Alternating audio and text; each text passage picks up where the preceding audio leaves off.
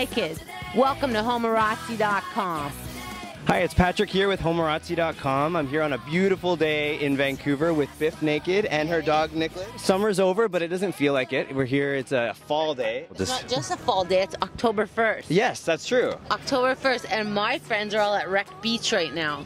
So how did you spend your summer, at Rec or no? Oh gosh, no. I've been writing a book for a year because I hand print, and so my manager's trying to teach me to type so it'll go faster. Well, I've been pressured for several years now to write an autobiography. I think it's cheesy, and I also think everybody writes one. Everybody writes an auto. It drives me nuts.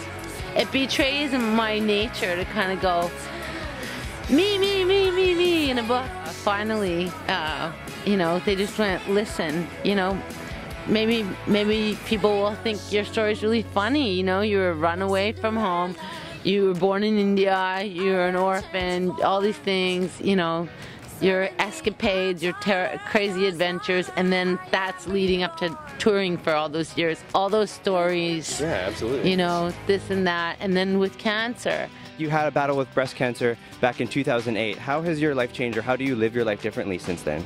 I'm not on tour 10 months of the year now, which is how my life was for almost 20 years. Wow. I was first diagnosed. There were two thank gods that happened. Thank God it's not my mom.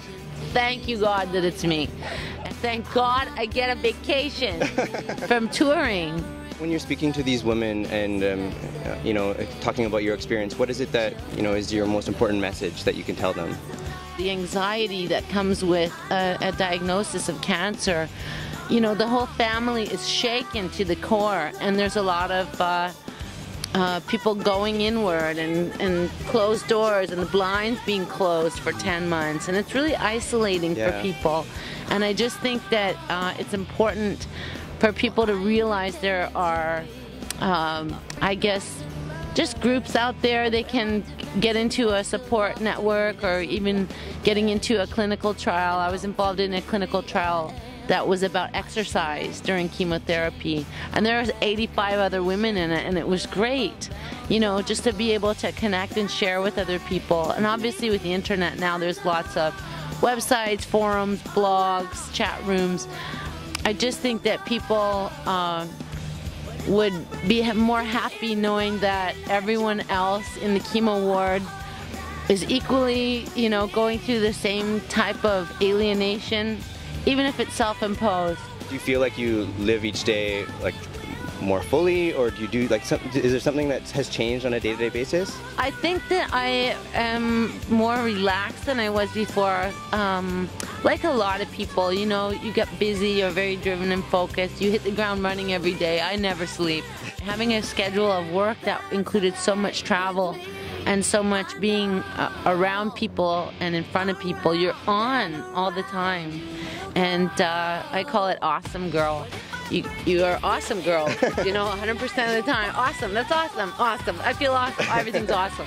And then I think that finally I was able to just step back and go, you know, I'm just gonna chill out today. I also wanted to talk a little bit about some of the stuff that's going on in the media right now.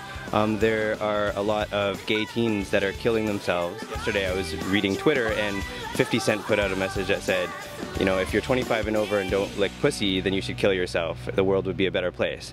So, He did, and you know, that obviously really angered me. Come on. Yeah. When someone is dealing with depression, especially a teenager, you know, their brain chemistry is different than ours. Their serotonin and dopamine levels are different. They're not giving their brain the proper nutrition, plus they're still growing. And those feelings of being overwhelmed are, I think, what consume kids.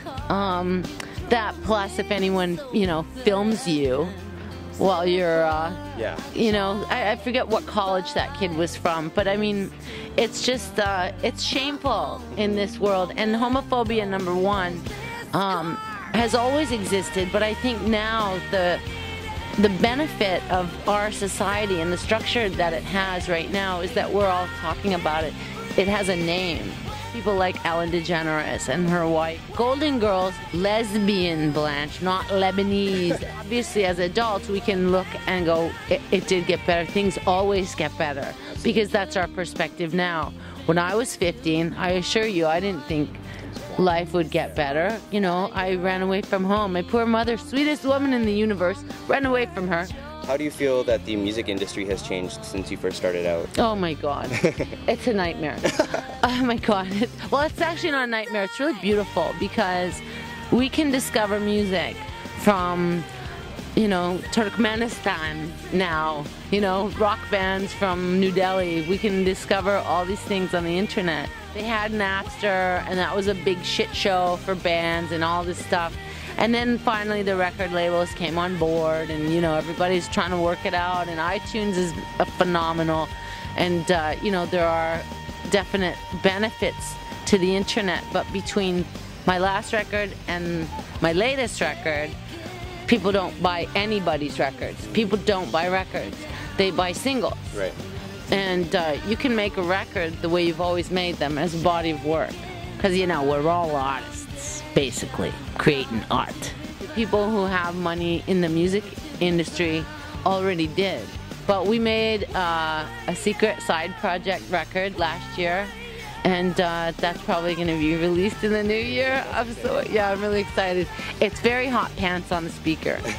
It's very hot pants topless on the speaker. Lyrical filthiness and some, you know, just fun with electronics and fun with production and stuff like that. Thank you so much for taking the time to sit down with us on this beautiful day in Vancouver. Patrick here with Homorazzi with Bif Naked. Thanks. Bye. This is the story of my life.